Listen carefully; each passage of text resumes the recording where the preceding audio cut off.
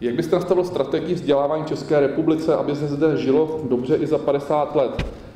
Dříve to bylo tak, že ke vzdělávání postačil ten hlavní pilíř, a to je vědomost. To znamená, něco se musíme naučit v té škole, třeba na vysoké škole.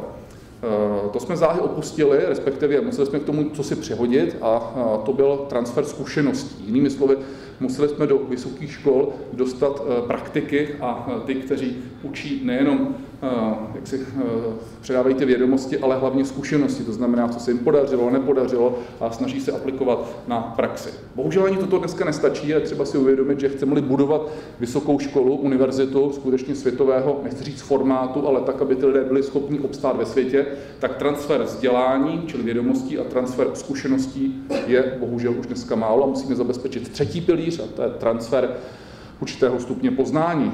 Přeloženo do češtiny znamená to, že škola musí zabezpečit a umožnit hlavně studentům jezdit do zahraničí, studovat v zahraničí, sdílet výzkumné projekty v zahraničí, sdílet vědu v zahraničí, učit se někde, a to nejenom na jedné soukromé, partnerské nebo nesoukromé vysoké škole, ale pokud možno na vícero. Už to není tak, že začnu studovat na jedné vysoké škole, tam začnu a na ní skončím. Je to o tom, že ta vysoká škola mi musí udělat vstupenku a bránu na ostatní světová teritoria, vyzkoušet si semestr v Americe, semestr v Číně, semestr v Rusku, to je jedno, co nám bude vyhovovat, ale v každém případě vyrazit a dívat se. Hrozně důležité, a poznávat cizí kultury, cizí mentality, cizí filozofie, cizí jazyky. To nejhorší, co můžeme udělat, je, že se zavřeme u nás. Chceme-li dobít svět, a jsme z malé země, musíme být dobyvateli, ale dobyvateli těmi, kteří jsou respektovaní, nikoliv těmi, kteří jsou trpění. To znamená, musíme pochopit, o čem jsou cizí filozofie, cizí hodnoty, a musíme se snažit tomu přijít trošku na kloub a nerozumovat a trošku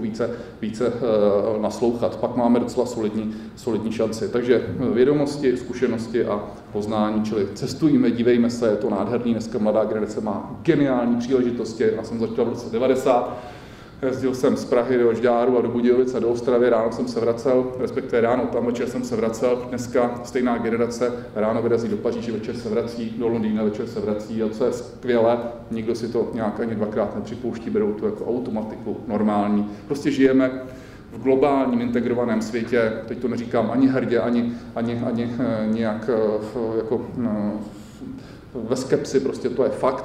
A musíme se naučit v tomto světě přirozeným způsobem pohybovat.